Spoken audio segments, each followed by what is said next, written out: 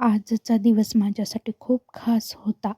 मुलाने केलेली देवपूजा आणि परत नंतर त्याने स्वतःहून म्हणजे केलेली भाजी पाहून मला एक गोष्ट जाणवली, की आपण गृहिणी म्हणून दिवसभर राबतो, पण जेव्हा घरची माणसं विशेषतः आपली मुलं आपल्या कष्टाची जाण ठेवतात, तेव्हा आपला सगळा थकवा कुठे पळून जातो.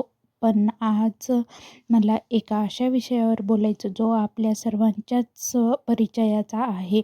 आपण समाजात नेहमी ऐकतो की एक स्त्रीचं दुःख दुसरी स्त्रीचं समजू शकते. पण खरंच तसं होतं का?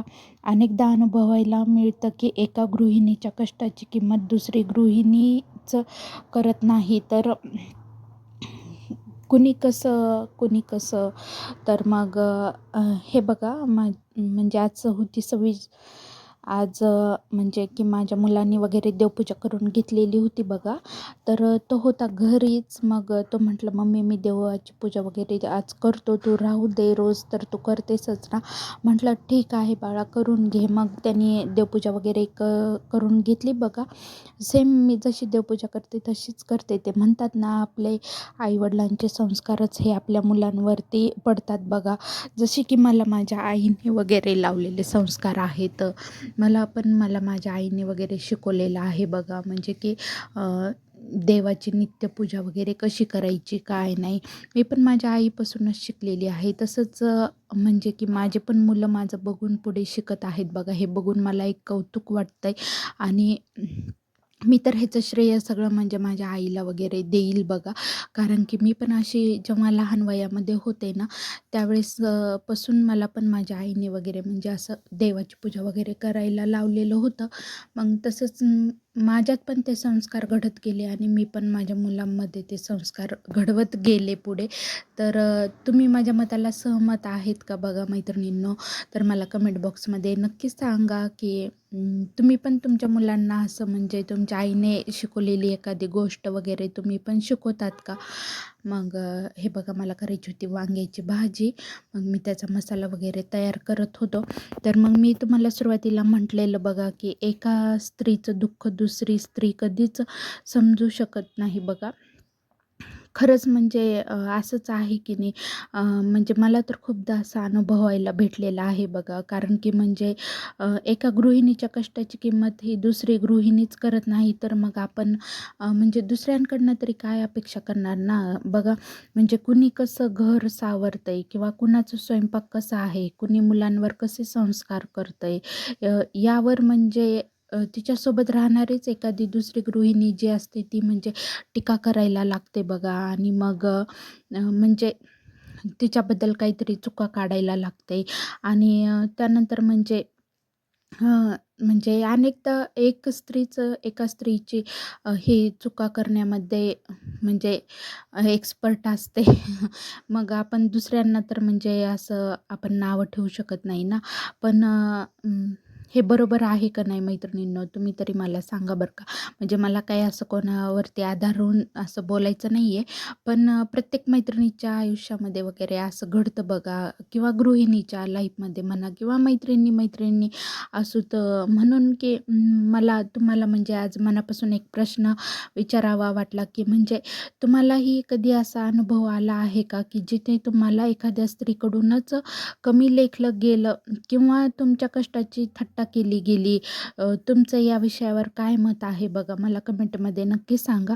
कारण तुमचे विचार वाचायला मला खूप आवडेल. तर मग असतं की नाही बघा, म्हणजे एक की तिचं जरी एका भाजीविषयी जरी मत असलं किंवा एखाद्या कामाविषयी किंवा ती जर कुकिंगमध्ये वगैरे ग्रेट असेल, तर पण तिच्या कामाची थट्टा वगैरे केली जाते बघा. आणि मग तिला म्हणजे टॉर्चर वगैरे केलं जातं. तर म्हणजे मला तरी काय वाटतंय, की अरे तुम्ही पण तर एक गृहिणीच आहेत ना, तुम्ही पण तर स्त्रीच आहेत ना, मग तुम्हीच एका स्त्रीची म्हणजे रिस्पेक्ट करायला शिका अगोदर. तुम्ही पण तिच्या आनंदामध्ये सामील व्हा किंवा तुम्हीही तिचा म्हणजे आदर करायला शिका.